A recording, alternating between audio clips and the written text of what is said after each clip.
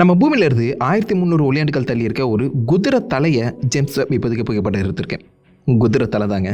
பார்க்க அப்படியே அச்சசலாக இருக்கல. இது என்ன குதிரை தலை, எப்படி அங்கே போச்சு? இந்த குதிரை தலையோட ஸ்பெஷாலிட்டி தான் என்னங்கிறத மொத்தமாக பார்த்துடலாம். திஸ் இஸ் அன்சைன்ட் விண்வெளியின் குதிரை தலை.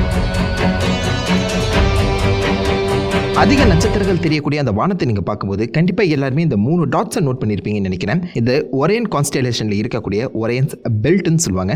3 நட்சத்திரங்கள் பக்கத்தில் எப்போதுமே இருக்கும். ஸோ இதை பார்த்தோன்னே கண்டுபிடிச்சிடலாம் அது ஒரேன்ஸ் பெல்ட்னு.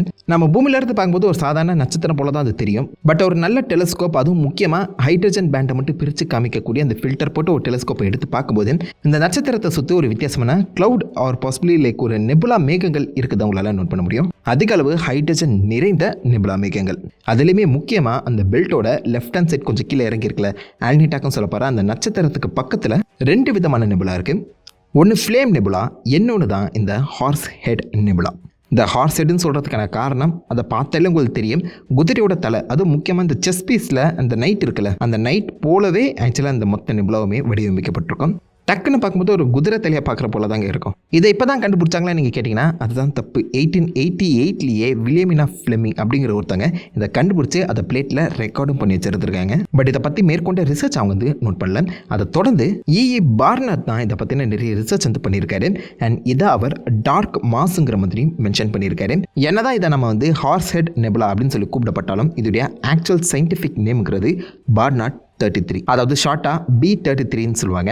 ஸோ அப்படி அழைக்கப்பட்ட இந்த ஹார்ஸ் ஹெட்டுக்கு எப்படி ஹார்ஸ் ஹெட்டுங்கிற பேர் வந்துச்சுன்னு சொல்லி இது வரைக்கும் தெளிவாக தெரியல. பட் அப்பத்துலேருந்து இப்போ வரைக்கும் இந்த ஹார்ஸ் ஹெட் நெபுலாவை பார்த்தீங்கன்னா பல ரிசர்ச் ஒர்க் வந்து பார்த்தீங்கன்னா ரொம்ப ஸ்ட்ராங்காக போயிட்டு இருந்திருக்கு. நம்ம பூமியிலிருந்து சரியா 1375 ஒளியாண்டுகள் தள்ளி இருக்கக்கூடிய இந்த நெபுலாவுக்கு அந்த ஷைன் அண்ட் அந்த ஒளியை கொடுக்கக்கூடியது ஆல்னிடாக் நட்சத்திரம் கிடையாது, ஒரேன் பெல்ட்டில் இருக்க அந்த நட்சத்திரம் இல்லை. அதுக்கு கொஞ்சம் கீழே ரைட் ஹேண்ட் சைடில் இருக்கக்கூடிய இந்த நட்சத்திரம் தான். இதை சிக்மா ஒரேனஸ்ன்னு சொல்லுவாங்க. இந்த நட்சத்திரத்தோட வெளிச்சமும் இதுலேருந்து வெளிப்படக்கூடிய அந்த அல்ட்ரா வயலட் ரேஸும் தான் இந்த பக்கத்தில் இருக்கக்கூடிய அந்த மிகப்பெரிய மேகங்களை அப்படியே மொத்தமாக கம்ப்ளீட்டாக மாற்றி அமைச்சிட்டு இருக்கு. அந்த மேகத்தோட அந்த எட்ஜ் லைட்டிங்கை மட்டும் இல்லாமல் அந்த மேகத்தோட மூமெண்ட்ஸையுமே டெக்னிக்கலாக இந்த சிக்மா ஒரேனஸ் தான் கொடுக்குது.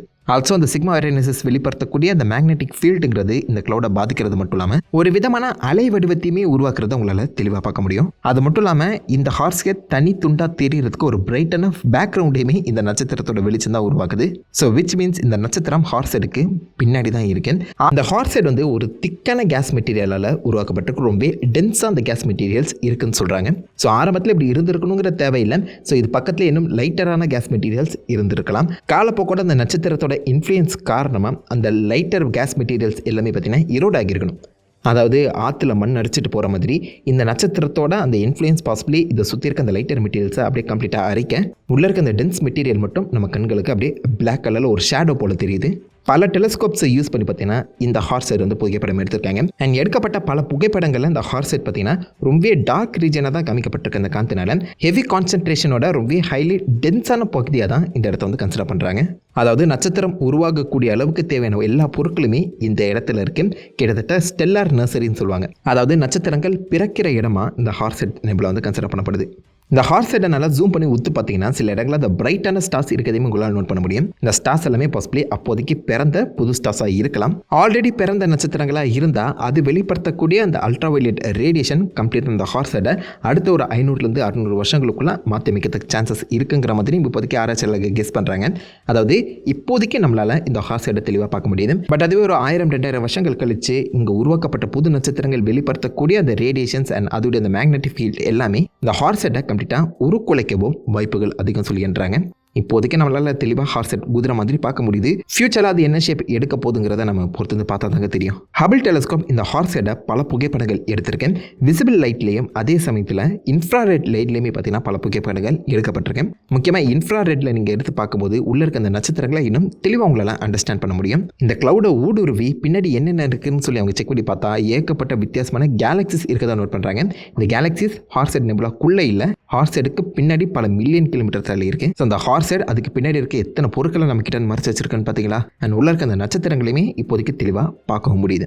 இந்த மாதிரி ஹபிள் டெலிஸ்கோப்பை வச்சு பல புகைப்படங்கள் எடுத்திருந்தாலும் அதை விட செம்ம பவர்ஃபுல்லான ஜேம்ஸ் வெப் இப்போ லேட்டஸ்ட்டாக அந்த ஹார்ஸ் ஹெட் நெபுலாவை நோக்கி பாயிண்ட் பண்ணி ரொம்ப ஷார்ப்பான ஒரு புகைப்படத்தை எடுத்திருக்காங்க. இந்த புகைப்படம் தான். ஸோ இது அந்த குதிரையோட மேனுன்னு சொல்லுவாங்கள்ல, குதிரையோட தலைக்கு பின்னாடி அந்த ஒரு முடி மாதிரி இருக்கும். அந்த முடியோட அந்த போர்ஷனை மட்டும் சின்னதாக செக்மெண்ட் பண்ணி எடுத்திருக்காங்க.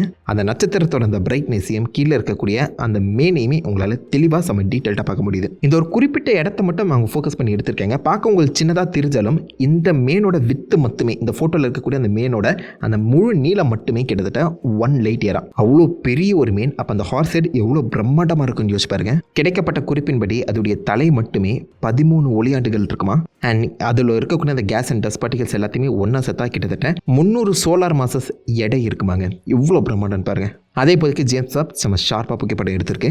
ஜேம்ஸ் வெப்போட நியர் இன்ஃப்ராரெட் கேமரா மூலியமாக எடுக்கப்பட்ட இந்த புகைப்படத்தோட கீழே அந்த க்ளவுட்ஸ் வந்து ப்ளூ கலரில் தெரியுதுல. ஸோ பாசிபிலி அந்த இடத்துல கோல்டு மாலிகுலர் ஹைட்ரஜன் இருக்கிறதுக்கான வாய்ப்புகள் அதிகமாக. அண்ட் இந்த ஸ்பெசிஃபிக் லொக்கேஷனை அவங்க பிடிஆர்னு சொல்லி கூப்பிட்றாங்க. அதாவது ஃபோட்டோ டிசோசியேஷன் ரீஜன். ஸோ அந்த இடத்துல கேஸ் அதிகமாக இருக்கும்போது ஏகப்பட்ட குட்டி குட்டி நட்சத்திரங்கள் பிறக்கும். அந்த நியூ பார்ன் ஸ்டார்ஸ், புதுசாக பிறந்த நட்சத்திரங்கள் வெளிப்படுத்தக்கூடிய அந்த radiation and ultra violet race வந்து பார்த்தீங்கன்னா சுற்றி இருக்கக்கூடிய அந்த கேஸ் மெட்டீரியல்ஸோட கெமிக்கல் காம்போசிஷனை கம்ப்ளீட்டாக மாற்றிமைக்கும். அண்ட் இந்த யூவி ரேடியேஷன் அண்ட் லைட் தான் பார்த்தீங்கன்னா இந்த இடத்த சுற்றி இருக்கக்கூடிய அந்த டஸ்ட் பார்ட்டிகல்ஸுக்கான ஹீட் சோர்ஸாகவும் இருக்காங்க.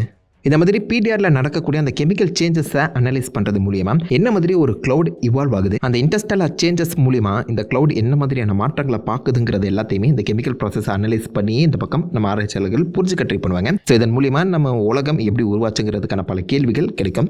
நட்சத்திரம் உருவாகிறதையுமே தெளிவாக அண்டர்ஸ்டாண்டும் பண்ண முடியும். இதே ரீஜனை ஜேம்ஸ் வெப்போட மிட் இன்ஃப்ராரெட் இன்ஸ்ட்ருமெண்ட் மூலியமாக திரும்ப ஃபோட்டோ எடுத்துருக்காங்க. ஸோ அதில் இன்னும் தெளிவாகவே அந்த க்ளவுட்ஸ் என்ன மாதிரி ரியாக்ட் பண்ணுதுங்கிறத உங்களால் பார்க்க முடியும். அண்ட் அந்த மிகப்பெரிய க்ளவுடுக்குள்ளே வந்து பார்த்தீங்கன்னா அங்கங்கே வெற்றிடம் இருக்கிறதையுமே அவங்க நோட் பண்ணியிருக்காங்க.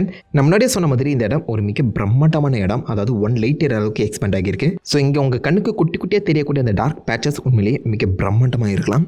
பாசிபிளி அந்த இடத்துல ஒரு நட்சத்திரத்தை சுற்றி வரக்கூடிய பிளானட்ஸ் கூட ஃபார்ம் ஆகியிருக்கலாம். ஒரு குட்டி சோலார் சிஸ்டமே இருக்கிறதுக்கான சான்சஸ் இருக்குன்னா யோசிச்சு பாருங்களேன். ஸோ அந்த க்ளவுட்ஸுக்குள்ளே இருக்கக்கூடிய டார்க் பேச்சஸை கூட ஜூம் பண்ணி பார்த்துருக்காங்க ஜேம்ஸ் வெப்போட டெக்னாலஜி வச்சு. இந்த புகைப்படத்தில் எந்த அளவுக்கு அந்த டெக்னாலஜி வளர்ந்துருக்குன்னு சொல்லி காமிச்சிருக்காங்க. ஹபிளோட இன்ஃப்ராரெடும் அதில் முக்கியமாக மேற்பகுதியை மட்டும் புகைப்படம் எடுத்த அந்த ஜேம்ஸ் வெப்போட ஃபோட்டோவுமே பார்த்தீங்கன்னா பேக் டு பேக் உங்களால் பார்க்க முடியும். எந்த அளவுக்கு துல்லியமாக கேப்சர் பண்ணிருக்கு பார்த்தீங்களா.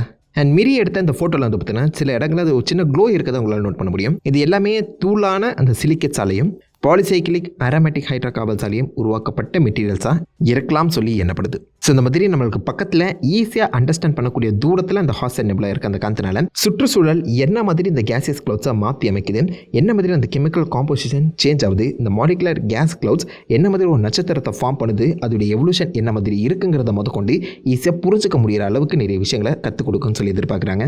இந்த கேஸ் க்ளவுட் சேஞ்சஸ் ஆகுதுன்னா நம்ம அண்டர்ஸ்டாண்ட் பண்ணிக்கிட்டா இன்னும் இந்த அண்டத்தை பற்றின நிறைய விஷயங்களை நம்மளால் ஈஸியாக புரிஞ்சுக்க முடியும். அண்ட் இப்போ கிடைச்சிருக்க அந்த டீட்டெயில்ஸை இன்னும் ரிஃபைன் பண்ணி கூடிய சீக்கிரம் ஸ்பெக்ட்ரோஸ்கோபிக் டேட்டாஸ் வந்து பார்த்தீங்கன்னா கலெக்ட் பண்ணுறது மூலிமா இந்த ஹார்ஸ் ஹெட் நெபுலாவோட ஃபிசிக்கல் அண்ட் கெமிக்கல் சேஞ்சஸை இன்னும் டீட்டெயிலாக அனலைஸ் பண்ண முடியுமா. இது எல்லாமே இன்னும் ஒரு படி இந்த அட்டம் என்ன மாதிரி ஒர்க் ஆகுதுங்கிறத நம்மகிட்ட தெளிவாக கன்வே பண்ணணும்னு சொல்கிறாங்க. ஸோ அந்த டேட்டாஸ் என்ன மாதிரி வரப்போகுதுங்கிறத வெயிட் பண்ணி பார்த்தா தான் தெரியும். நமக்கு பக்கத்துலேயே விண்வெளியில் ஓடக்கூடிய ஒரு குதிரையை வந்து பார்த்தீங்கன்னா ஜேம்ஸ் வெப் புகைப்படம் எடுத்துருக்கிறது ஆச்சரியமாக தான் இருக்குது. எவ்வளோ பவர்ஃபுல்லாக இருக்குது அந்த ஜேம்ஸ் வெப். அடுத்து எதை ஃபோட்டோ எடுத்தால் நல்லாயிருக்கும் அதை மறக்காமல் சொல்லுங்கள். This is unsigned signing off.